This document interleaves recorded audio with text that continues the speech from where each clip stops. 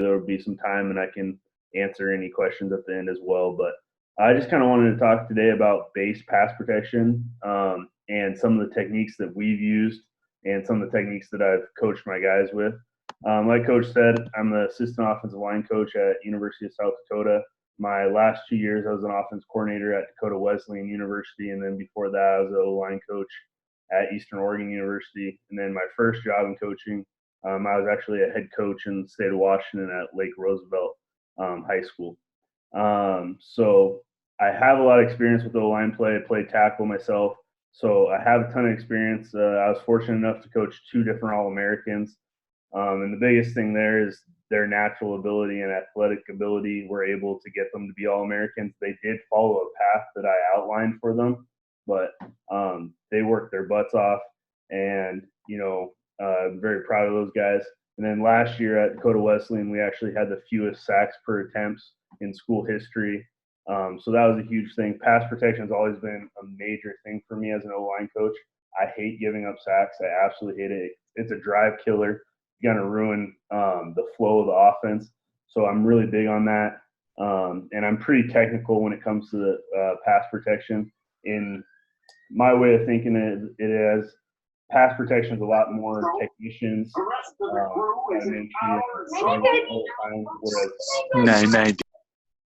Run scheme wise, you can be that mauler, that more physicality guy, but I'm always trying to bring that physicality to pass protection as well. Just before we get going here, just some things. There's 100 different ways to skin a cat. There's a million different coaches out there that'll say a million different things. I understand that. This is just what I use, and this is what my players have used.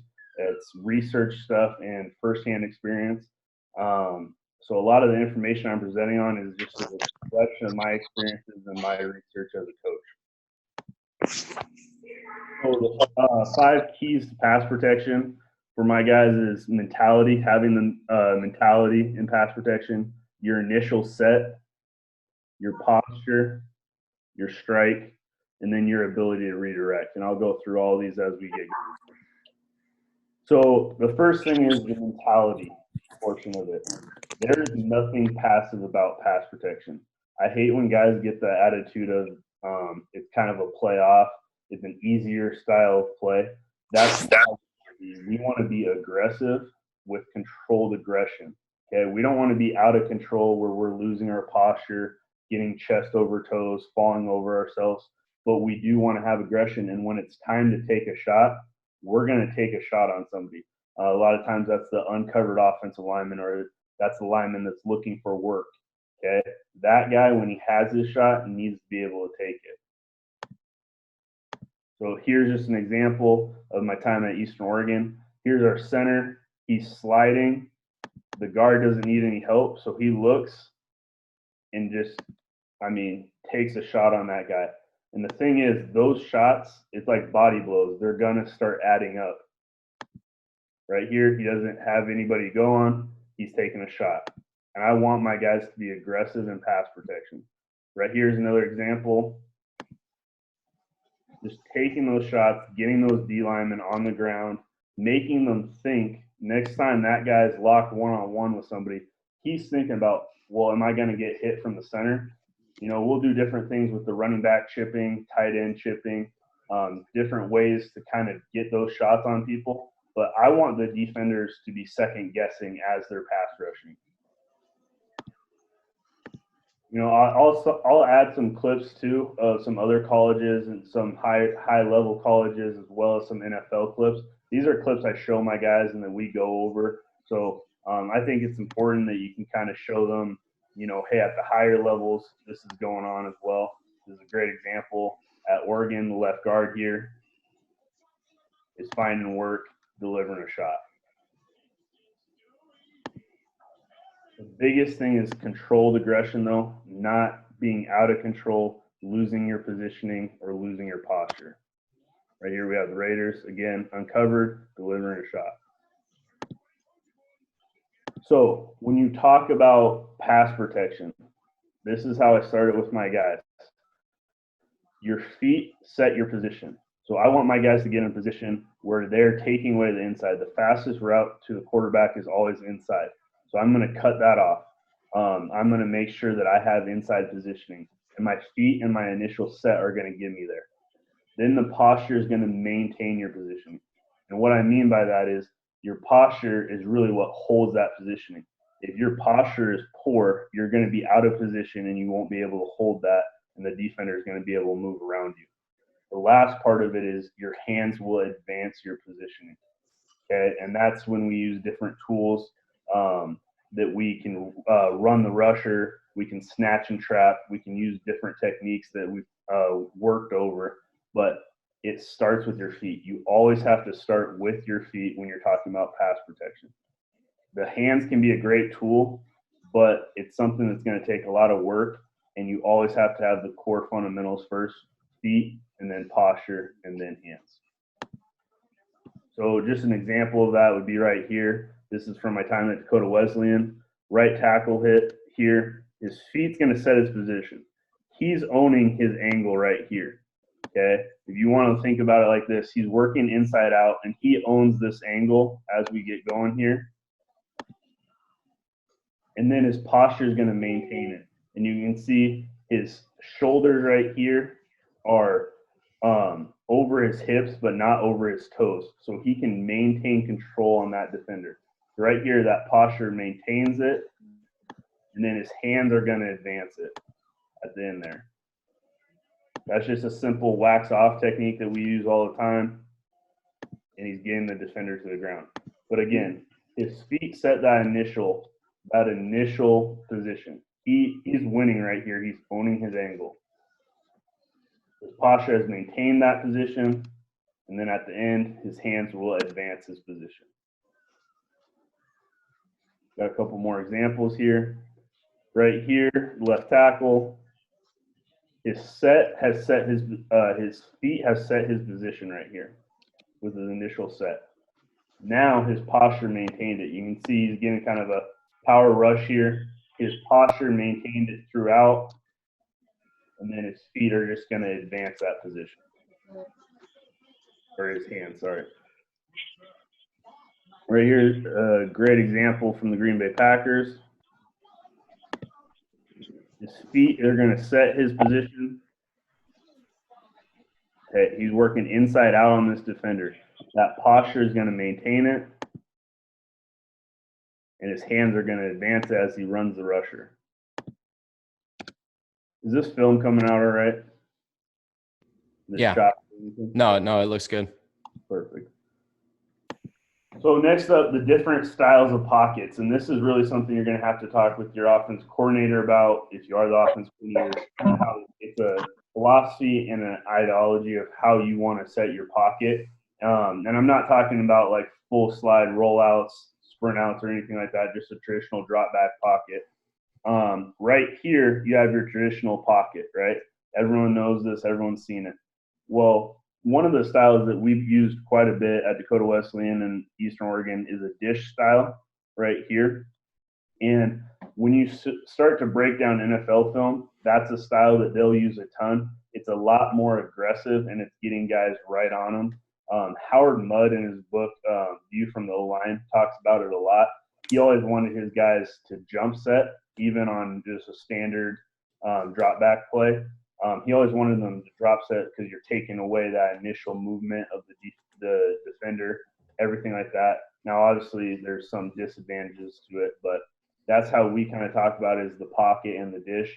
Now, you can set it so that everything is like this, or a lot of what we did at Eastern Oregon is our normal drop back was more of a pocket protection, where our quick game, things like that, was more of a dish, so that my guys knew the difference, and we just tagged it with the protection, and they knew when they could be aggressive. The last style of pocket's not one that I've really dealt a whole bunch with, but it's a deep pocket. This is what you're talking about more with your sort and settle type pass protections. A lot of air raid teams will run this, where their offensive line is literally just backpedaling back. Now, again, there's disadvantages and advantages to all of these. So as you look right here, this is your traditional pocket. The inside guys set the depth of the pocket. The outside guys set the width of the pocket. Right here, you have a dish now. Now it's really everybody is setting that depth. Your tackles now are going at an aggressive 20 degrees instead of 45 degrees on a traditional, and they're really jump setting, and everybody's trying to keep everybody on the same line. And again, there's a lot of disadvantages and advantages to this. When you're talking about the dish type of pocket, obviously any kind of D-line games, any kind of stunts like that, it's a lot harder to pick up. Whereas when you think about a settle and sort air raid style pocket where everyone's coming back, now all of a sudden you can pick up all the stunts, you can pick up all the games, things like that. On the other end, when you're running a dish style of pocket, you're really jump setting guys, and the defenders cannot get the momentum that they need to have either a speed or power rush move on you. And you're really dictating to the defense through your set what they can do at that point. Also, on a dish, though, you have to hold the block a lot longer. So, I mean, there's a bunch of advantages, disadvantages. But I like the most is mixing different styles, keeping the defender guessing. Now, escape lanes. Most protections should have built-in escape lanes. Our base style of protection is half man, half sort, and it has escape lanes built into it. Every protection should have some sort of escape lanes built in. It's huge for the offensive line to understand these and for the quarterback to understand it. It's honestly the difference between getting a sack or maybe throwing an incompletion and the quarterback scrambling and getting extra yards and getting those hidden yards out there. If everyone can understand the escape lanes within the protection, it's going to be really helpful for your offense. So right here, we have half man, half sort. And if you don't know what I mean by that, our running back side is going to be in man protection. So our right tackle and right guard here are going to be locked up, whereas our back side is all going to be working gap essentially. Okay. Sort protection right there and picking up everybody. This is really nice because naturally it's going to open up the escape lanes. You guys can see it, how it opens it up right here. Just naturally when you're having half of the guys man pro and the other half sliding away from it, you're going to open up that natural lane. But teaching your offensive line where that's going to be so that they can control the defender once that defender, so for instance, on the center, once this guy has came across, he knows where the escape lane is, and he's going to force that guy across and run the rusher to open up an even bigger gap for the quarterback to scramble. Now, it's not something to overly complicate your guys with, but it is something nice. I always thought we did a really nice job with the quarterbacks of teaching them where the natural escape lanes are going to be and giving them that freedom to take off and run. Here's another example. Again, half man, half slide. At this point, once 97 comes this way, we're going to run the rusher and just take him where he wants to go. He wants to go outside. That's perfect. We're just going to keep running him, opening up that hole. Once 33 comes through here and has declared where he's going, our center is going to make sure he has him here. And now you have a great lane for your quarterback to run. Coach, how much of your pass protection is half slide and full slide? I'd say overall in just our base drop back without any play actions, we're probably 70% half man, half slide, and then the 30% full slide. Okay.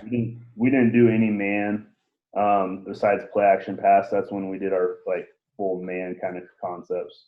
But yeah. And you said these escape lanes are built into the pass protection, or they just is it just?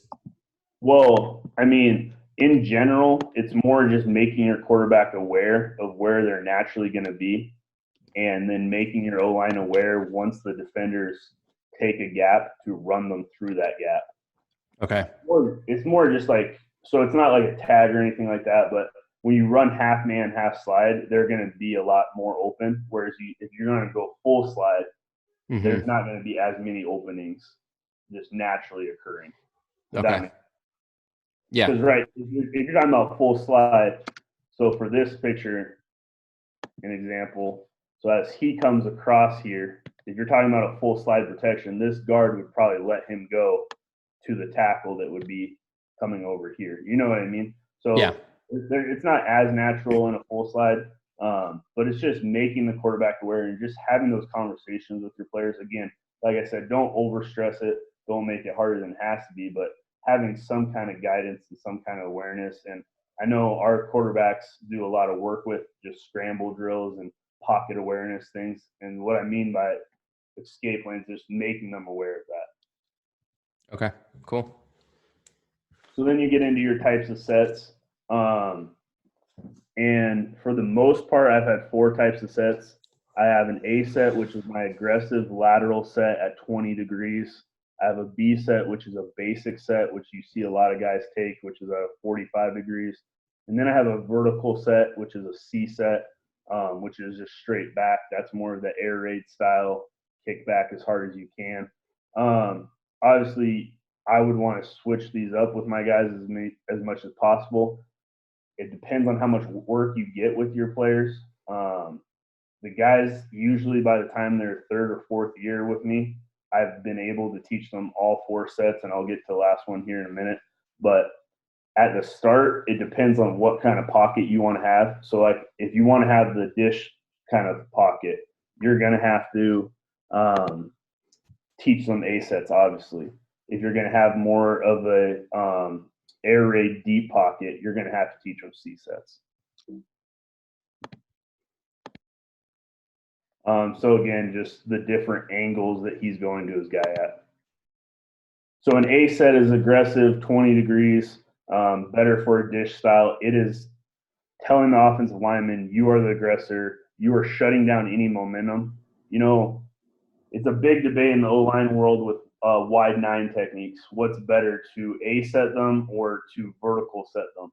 You know, I'm a big believer. I'm kind of in the Howard Mudd world of it's better if your guy can get there to A set them, because it's a lot less distance that defender has to build up his momentum. You're talking about some pretty good players, and when you give them more and more time, more and more distance, they're going to build up that momentum against you. That's why I like the A set. It also doesn't give the defender ability to work a move right off the bat. It's a lot harder. A lot of guys aren't really ready for it too. They're more used to the traditional 45-degree sets. Now it's also a lot harder to pick up games. You can get off levels with your interior line at tackle a lot of times, and then you're giving up your hip at tackle as well. So these are just things that you got to know the downfalls and the advantages of. So right here's an example of Tyron Smith working an A set. And you can see he's going at 20 degrees, being ultra aggressive with his set, and he's going to be the aggressor right here. Here's the example of working. This kid right here was an All-American for me at Dakota Wesleyan, and we were working against a wide 9 and working really that A set at that angle to cut it off. You have to be quicker to do this. I will say that if you're slow-footed, you're going to give up your hip a lot of times, but he's going to cut off all that momentum right there.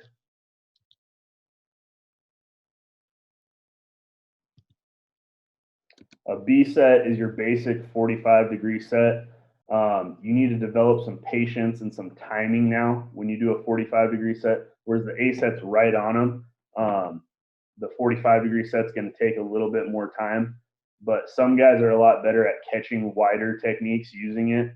It's a lot easier to pick up stunts. It's a lot easier to pick up games, but it takes a little bit more work to get used to. Right here's Tyron Smith just showing a B set. And he's going at 45 degrees right here. And this would just be your basic set that you would teach to a tackle. C set is a vertical set where you're setting directly back. Honestly, unless you're going air raid and sorting and settling back, the only guy that would ever use this vertical set would be your tackle. And it's when he's worried about getting his hip ran. He has an outside pressure. He knows he has to get back there. The nice thing about a vertical set is it's a lot less time you have to hold onto the block. You know, that's why a lot of air raid guys do it, is it doesn't take a lot of time, and they try to get the ball out pretty fast. So you're holding on to the block once you've made contact a lot less than you would on a aggressive set. It's also by far the best way to pick up any stunts, games, blitzes, anything like that. I won't debate that at all. If you're going to vertical set, you know, kind of let them sort themselves out. It's by far the best way to do that. I do think you have to have a bigger base and be able to take on some power rush moves. You have to have a frame that can take that. You know, you got to think about it. You're setting directly back as another guy's coming full speed into you. You just gotta be ready for that. And this is Tyron Smith doing his vertical set directly back. And obviously, I mean, he's one of the best of all time, but the clips kind of show the difference. This now, I was over exaggerating like a ton, but we were working going into super wide technique and really kicking back on a vertical. And you can see the difference there. And really at that point, you're just turning and running them upfield. Right here's an example of a vertical set versus a wide 9 power rusher in Lane Johnson.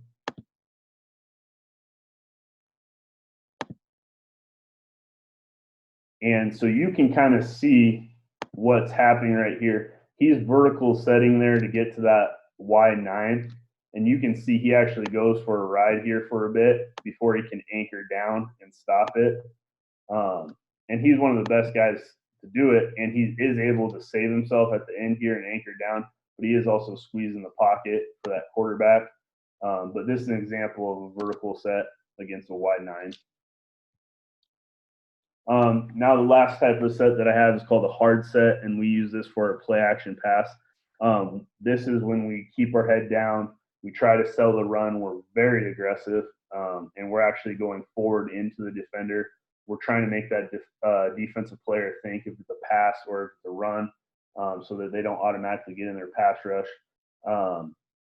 And we're the biggest thing about a hard set, and I've messed with it in times where I haven't even told my O-line that to hard set. I've told them to do an A set or a jump set, because it just takes a lot of work. If you want your guys to be aggressive showing the run, you better put the time into resetting back into proper pass posture. Because if you're going to go low hat going into the defender, they're going to at some point realize what's going on, and you got to be able to teach your guys how to reset into proper pass posture. Here's an example, though, of hard sets from the Colts from pretty much all their offensive line right here. But just selling the run, getting into the line of scrimmage here. They're all going at the defender right here before resetting into proper pass posture.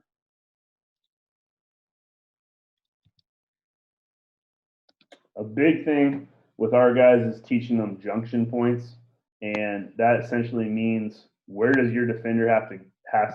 Where does he have to go to get to the quarterback, right? And being aware of where the quarterback is back there. So it doesn't really matter what kind of set you're going to do. There's always going to be a junction point. We also refer to it as a fight line of when is that contact with the defender actually going to happen. And it can vary based on your set, based on the technique of the defender. But we always try to show them this. One of the ways we show them how we show them what the junction point is I'll stand right here, and I'll get them in their set, and I just have this rope that I bring out, and I'll walk it to where the quarterback's launch point is. We're usually around 7.5 to 8 yards back, so I kind of judge it by that, and I'll actually walk it to the launch point of the quarterback, and he can see exactly where that junction point will occur based on the technique he's going against. So right here, I have an example of an offensive tackle going against a wide 9. Now you have to understand that junction point is going to change based on the set that you present to the defender. So if I'm going to A set him, it's going to happen a lot more upfield right here, where if I'm going to B set him, it's going to be a little bit halfway. Then if I C set him, is going to happen right here. And I think it's really important to teach that player where around that contact will happen, because it's going to differ how he needs to set up, how he needs to anchor, and all that kind of stuff as he's going. And also, if he needs to get to a set to a spot and stop, I know Paul Alexander calls it lagging, but if he needs to get to a spot and then stop, he needs to know that as well. So let's say, you know, you had a really quick guy and in 2 kicks, he got to this spot against this wide 9 technique.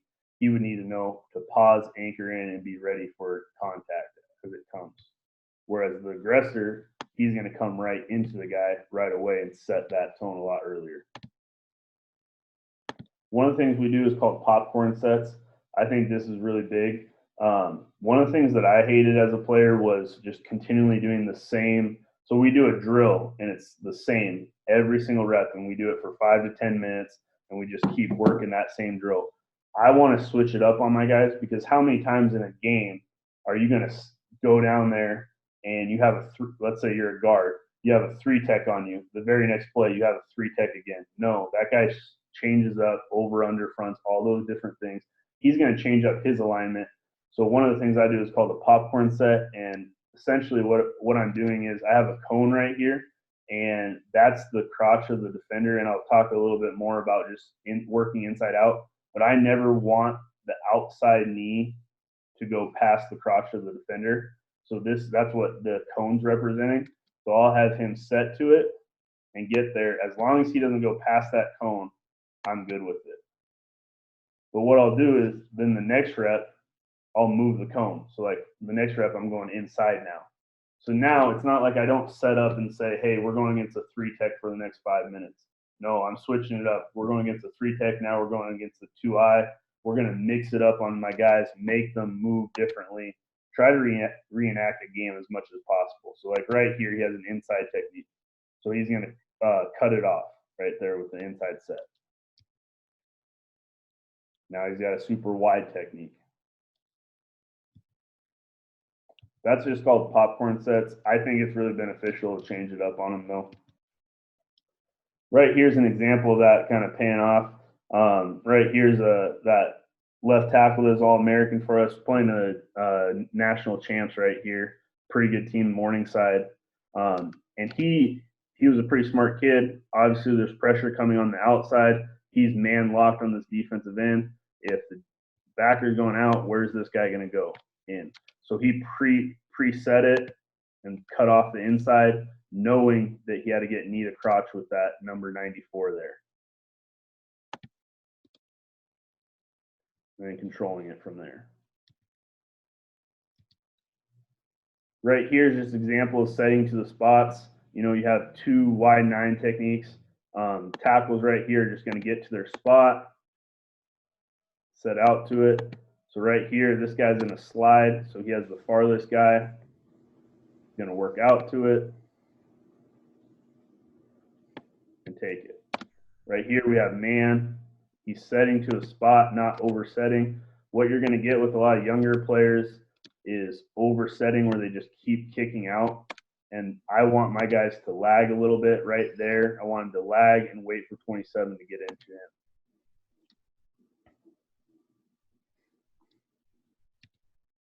Hey, Coach, I noticed that your tackles are in 2 points. Is that common for you to be in 2 points? Do you mix it up from 3 point to 2 point? Yeah. So when I was in charge, I had it. The guards were in 3 points almost all the time, unless it was like third and 10 or plus. Then I allowed them to get into 2 points. The tackles had freedom to mix it up whenever they wanted. You're getting a lot more edge guys, and you're going to need to be able to move back. The biggest thing that I told them is switch it up, but don't make it always the same. So, for instance, if it's pass, don't always be in a 2 point, and if it's run, don't always be in a 3 point. Try to mix it up on them as much as you can. But yeah, a lot of my guys, it's just a lot easier at tackle when you're kicking a lot farther out. Mm-hmm. But again, right here, setting to that spot, stopping, working inside out on him, controlling the guy. biggest thing as we move into kind of the posture, and I'm not going to talk a ton about stance because, I mean, it would take all day, but it's going to start with your stance. If you want great posture, start with the stance. When I first got into coaching offensive line and I was young, I was so about doing all the coolest techniques and doing all these hand fighting drills and just doing a bunch of stuff like that. The more I get into it, the more I realize that teaching them how to be in good position and good posture is the key. And it all starts with the stance. I do a ton of stance work, you know. We're constantly working on that, constantly trying to get better at it. So just a couple things, just sit back using hip hinge, a lot of the same stuff they're doing in the weight room, bending at the knees, not the waist, and all that kind of stuff. Again, I could talk all day about the stance, but I'm not going to. Just understand that it starts with a good stance. Right here is just a drill I do to check stances.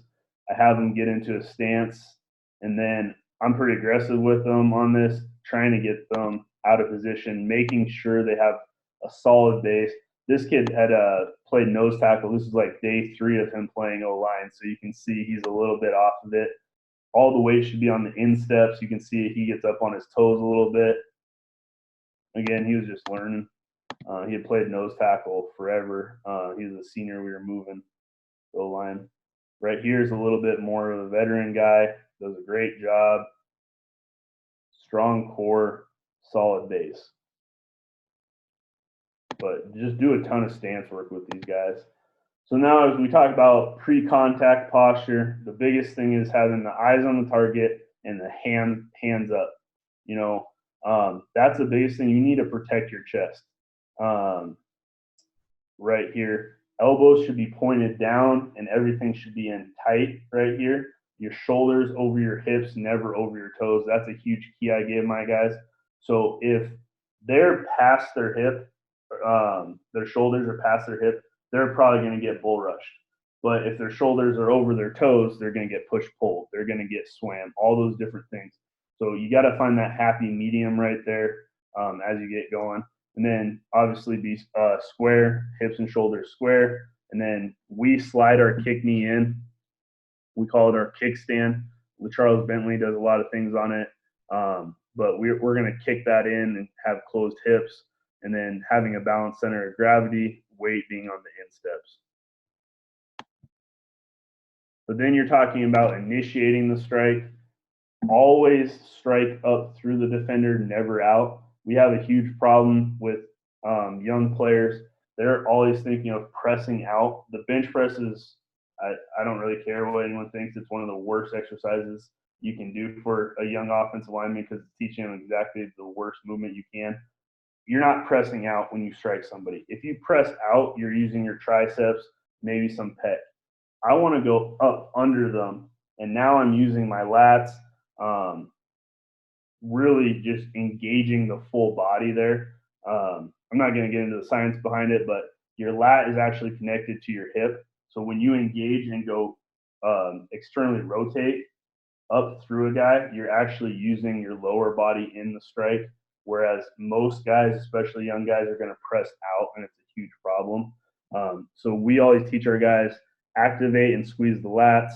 And then as you go, we call it snapping the W. So our hand placement for a strike, we start in a W position to protect our chest, kind of like Quentin Nelson is here. And then as we strike, we're rotating, and the thumb or the pinkies come down, the thumbs come out as we go and snatch them up.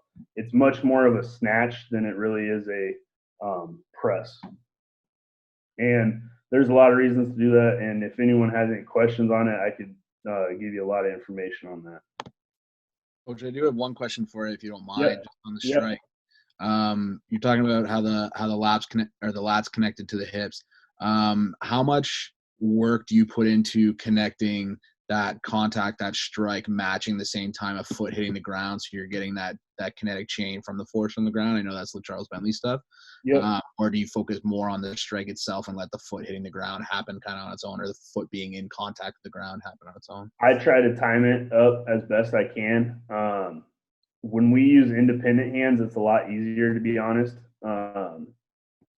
just because when you're using independent hands, you are actually rotating as you strike, as you step. Two-handed strikers struggle with it a little bit more, but I am trying to get them to strike and kick or power step in at the same time. Thank you. Yep. And then post-contact posture, get the head back and out of the strike. You know, that's the easiest way to get swam is your head low or into the defender. Activate your lats and squeeze. Like I was talking about with the bench press, I would much rather see a guy doing pull-ups, an offensive lineman doing assisted pull-ups, using rows, things like that, because your lats are a much bigger muscle group, and it's a lot better for you. So activate those lats.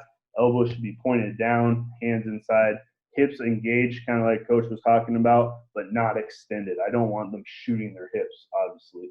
I just want them engaged and then have a balanced center of gravity. So just posture being control right here. Right guard here at Eastern Oregon, he doesn't have the cleanest set here, and you're going to see that, but his posture and his core strength is going to allow him to recover on this and redirect.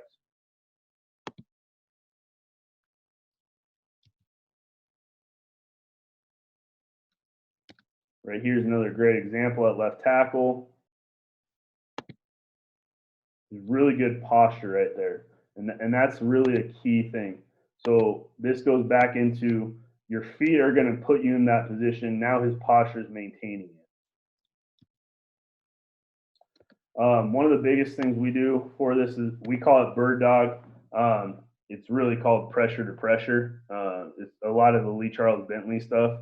But teaching them game-like situations as best as we can to develop core strength and stability. It's also going to expose a lack of stability, and my guys realize that real quick as we get doing this drill. If they don't have good stability, they find out really fast. Two different variations of this drill. The towel drill, this is probably my favorite.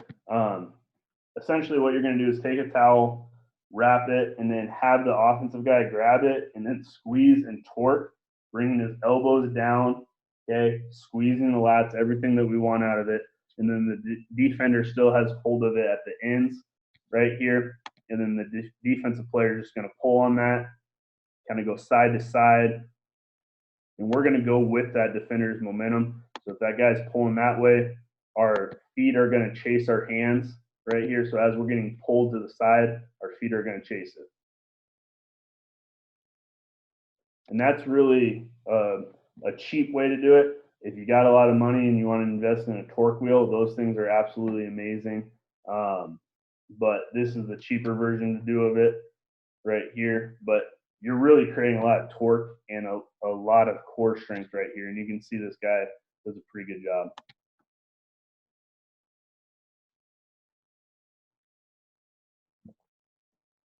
So right here, again, an example of chasing, okay? As you get pulled, feet chase it. What happens with a lot of young guys as they get pulled, they leave their feet behind them and they drop on their face. I don't want to do that. If I'm getting pulled, I want to accelerate my feet through that guy.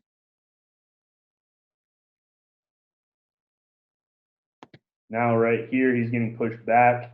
We call this a pressure hop right here as you regain control, as you're getting bull rushed.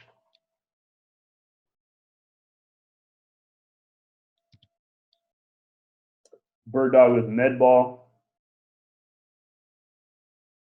Right here, he's going up against a bull rush, kind of power right here, a little bit of a mix. But like this, I really think is going to take kind of take control of the mirror drill that everyone used to do a lot. I mean, when I played, we did a mirror drill almost every day. This is actually giving you a lot more of an in-game situation where you're actually moving at the correct pace and you're actually having to control something. And then right here at the end, we just practice a snatch and trap where we drive the guy down.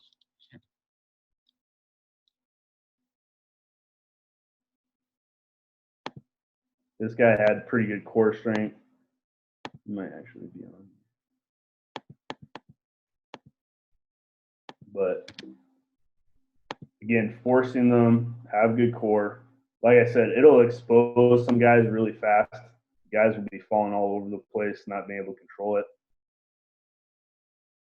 Right here is just a long arm. You can kind of mess with the different techniques, different things defenders do.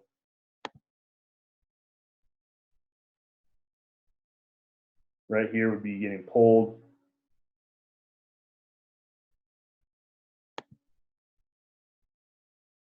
Here's just a grab bag of just a bunch of different things, popping that ball.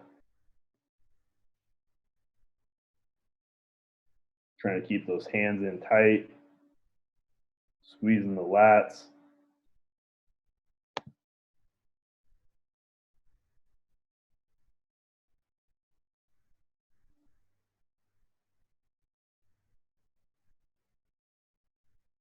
Pretty good control right here.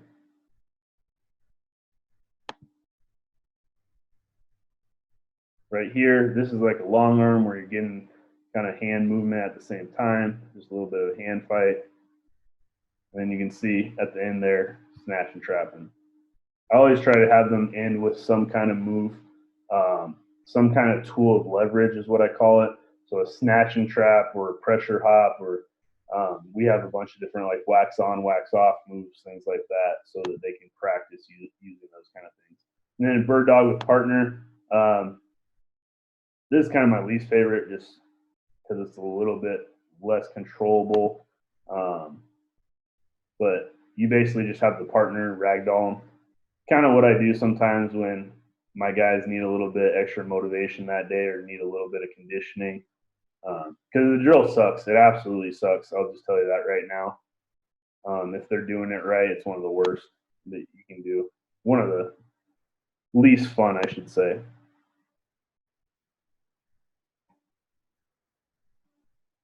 One of the things that I will say is just hand placement wise. So like right here, this player, as the defender moves to try to take his inside, you're going to notice he's going to torque. We call it torque the steering wheel, and he's going to press up with his inside hand and pull down with his outside hand. Just a little bit of tricks that we use for leverage. Need a crotch relationship. This is really talking about the ability to redirect and then setting a good initial set. Your outside foot should never cross the defender's crotch. Okay? If your initial set passes this point, you've already set way too far. The fastest route to the quarterback is always going to be inside. We never want to lose this relationship. Some other guys will say your outside eye to their near eye, different things like that. This has been the best trick or way to say it, cue word that I've given my guys to help them out with this. Just never pass his crotch and you're good. Strike timing is really about controlled aggression. So when you're thinking about timing out that strike, it's really about having that controlled aggression and finding your strike range. And that's going to be different based on every kid you have. Some kids have little short arms. Some kids have really long arms. They have a better reach, different things like that. You need to work with your guys individually. There's no cookie cutter method to find range. You need to work with your guys so that they can find it. Starting point would be about 6 to 8 inches when that defender gets within 6 to 8 inches. So what I mean by strike range is my hands are up right here. Once that defender's within 6 to 8 inches of my hand, I can strike up through him. Okay, and again, that's going to completely change based on the athlete you're working with. Basically, though, if you strike too soon, so the defender's coming at me, I strike too soon, I'm going to have poor posture. My shoulders are probably going to go over my toes. I'm going to be in a pretty bad position. But if I strike too late, the defender is going to get into me first. He's going to have better positioning on me. So it's really trying to find that balance. Right here is that same clip we watched a little bit earlier, but just really finding that strike timing, finding that range, locking on, and then extending. One of the biggest things I talk to my guys about is having precision over power. You don't need to have the knockout shot on your strike. I think that's ridiculous. The guys that try to knock out guys on their first strike or try to get that head knock back, I know that's kind of an old school way of thinking about it. I know when I was playing, I had some coaches that were always talking about the head knocking back. More times than not, those same players, when they get used to striking like that, will get out of position because they're trying to be over aggressive with it. So I'm always talking about precision, getting hands on, and then working the guy.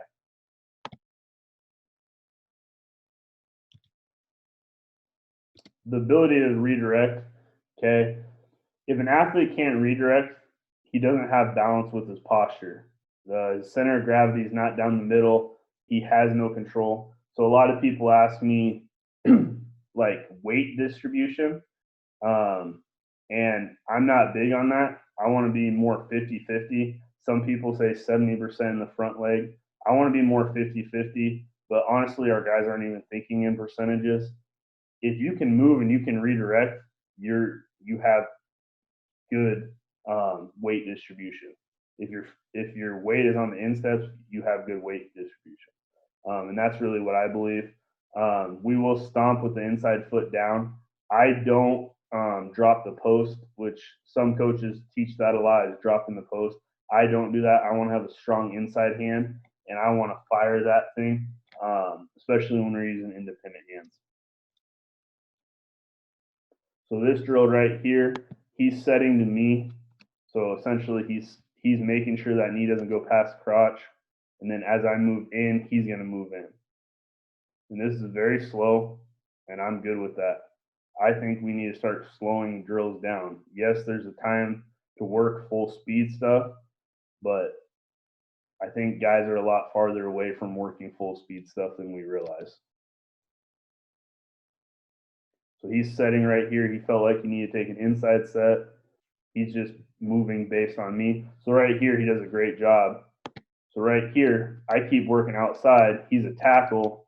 Eventually, he's going to open up and try to run the rusher. He's a pretty savvy kid, so I was trying to mess with him a little bit, and he knew what was going on.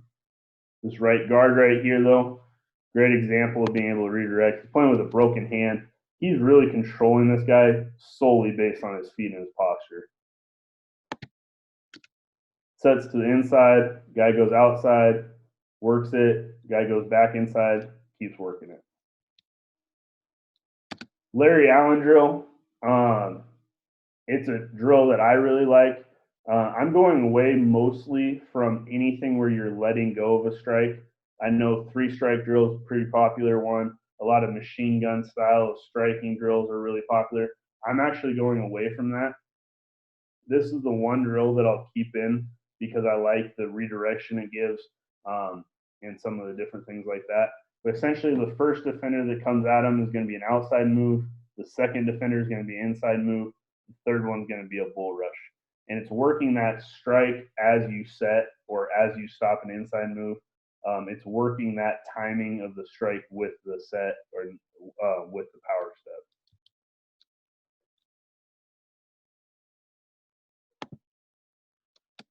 So again, you're just punching to the outside, cutting off the inside, and then taking on a bull rush. And then right there, he's working a pressure hop. A little bit too many hops.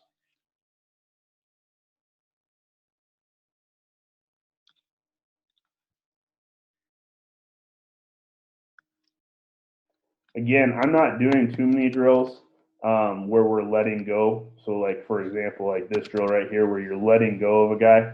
I'm kind of getting away from that. That's a lot of the drills that I used to do. Now, if I get my hands on, I want to keep my hands on. I'm trying to teach those guys this. This is the one drill I'm keeping just because I do think there's a lot of benefits to timing out that strike with the step. This is a better example of a pressure hop, though. So as he takes on this bull rush, right here, he hops back, widens slightly, and regains control. Whereas if you watch this kid do his pressure hop, he's hopping just to hop. Quick feet like that, he's not regaining balance or base at all. Slow dance is a redirection drill. Do it a bunch of different ways. Sometimes I'll do it with vocal, kick, post. Sometimes I'll do it with visual where he's watching me and I just tell him what to do. Just getting them to work on the ability to set out, redirect inside, redirect out. Now here's with a partner. I really like this way to do it.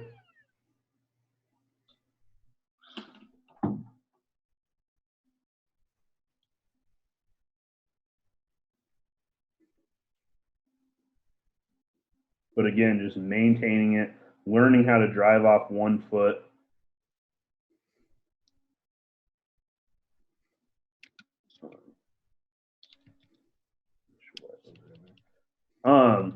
Next up, we're just going to talk a little bit about games and how to pick them up. The most basic drill you can do ever, which I think everyone probably does, is just picking them up, just setting them up. And I think that's really underrated, is just working that timing. The key is to be the coach in the background and giving these guys different setups so that it's always changing and you can't guess the drill. Right here's a great job just passing something off. So their center right here is passing off 99 and then setting back for the looper.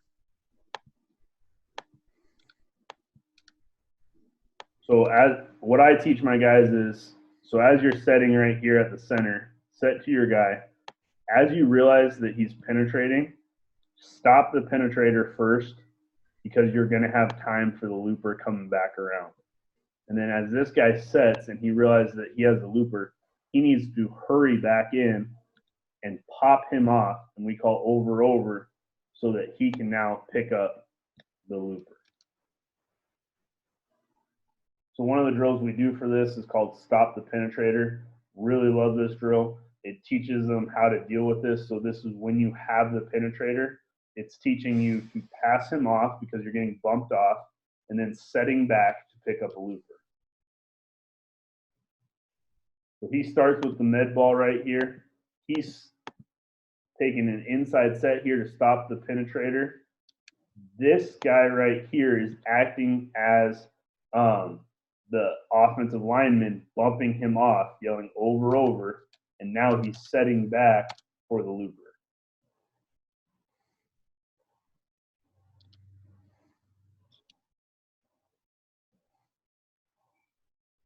So stop the penetrator, set back for the looper. One of the things that's big, I want this guy to be pretty aggressive when he hits this, just because that's what it's going to be in a game.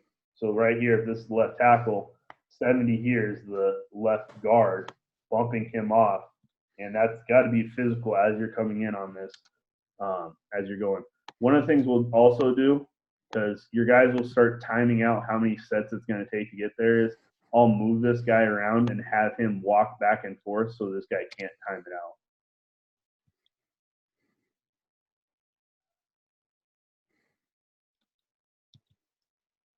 Right here is the Tarheel Drill. It's very similar style of drill. I got this from North Carolina. You're timing up the strike with your set and working the redirection. So right here, you're going to set out. You have the looper. Come back in. Pretty easy setup if you got two med balls. But again, it's timing that strike with the set. It's also working that redirection ability. Right here, we have the slide side right here, picking up a stunt. 79 right here realizes he has the penetrator. I'd like him to keep his right hand out of it, but he does a good job of stopping that initial movement, setting back for the looper.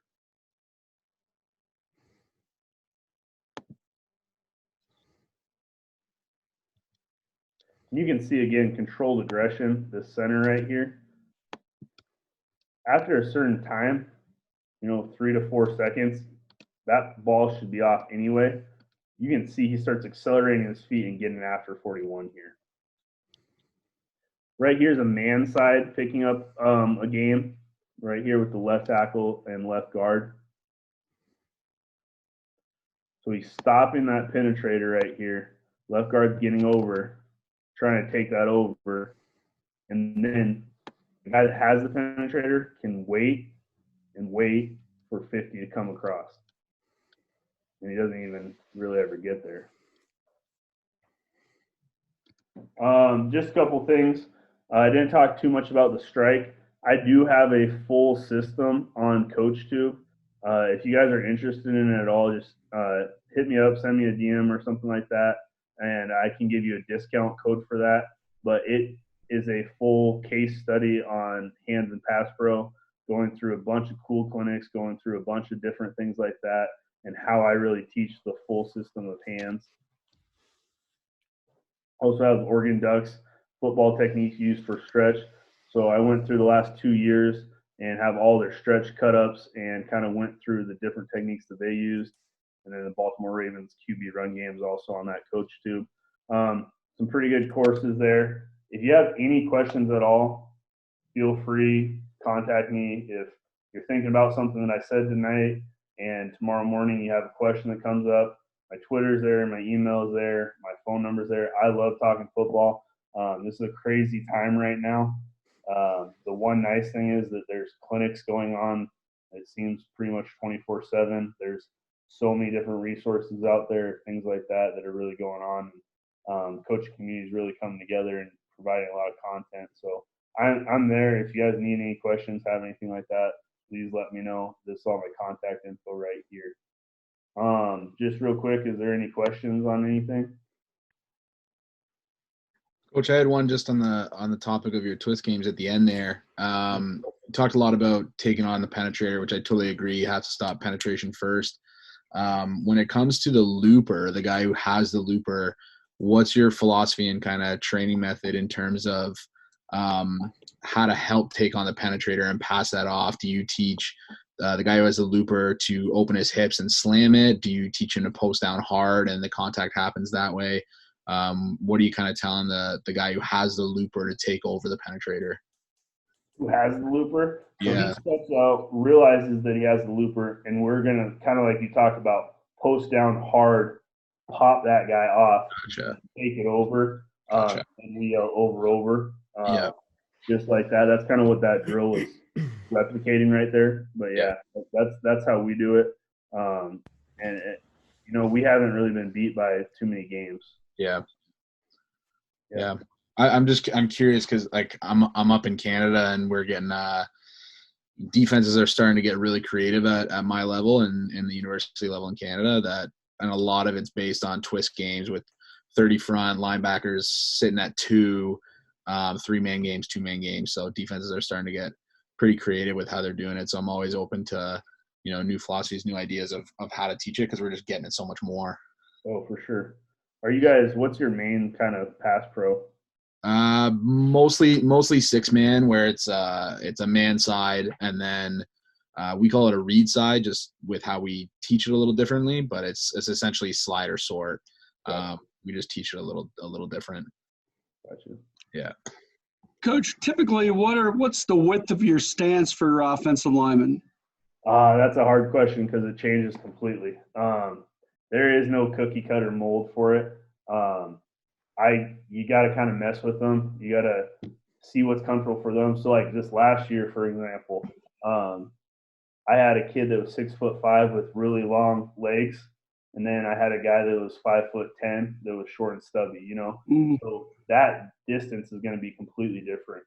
Okay. Also, the stagger is going to have to be completely different for those two guys. The longer the legs are, the more stagger you're going to have. And the wider the base is, obviously, but trying to find a comfortable position. My biggest thing with the stance is be biomechanically sound, but also can you move out of that and keep low pad level? You know what I mean? And it takes a lot of work. I think stance is one of the most underutilized tools that you have as a coach is teaching that proper stance, because without that, you don't have anything. Okay. Sorry, I can't give you a direct answer. Oh, that's okay. Makes sense, though. Yeah, slightly bigger than shoulder width, though. Okay. Just vary it after that. Yeah. Sounds good. Thank you. Yeah, no problem. Any other questions on here? All right. Well, before you guys go, I just want to make an announcement that tomorrow at noon Pacific time, we're going to have Coach Aaron Pflugrad from Northern Arizona. He's the offense coordinator and quarterbacks coach. And we're going to jump on Zoom again and talk passing concepts. So he's going to go over his passing concepts with us. And so we kind of get to take a look into his playbook and see what he's doing there. So hopefully I'll be able to see you guys tomorrow. And just wanted to make that one announcement before you guys leave, because I know it's late. And I'm probably going to post the link tonight on my Twitter and then also on the Spread Offense Facebook group there. So you guys could have access to that tomorrow, noon Pacific time. So, and then just one more time, thank you, Coach Endsley, for being on. That was awesome stuff. I really appreciate it. Thanks for being here. And hopefully we can have you again. Yeah, thanks for having me, for sure. All right, guys, thanks for joining, and I will see you guys later. Have a good night.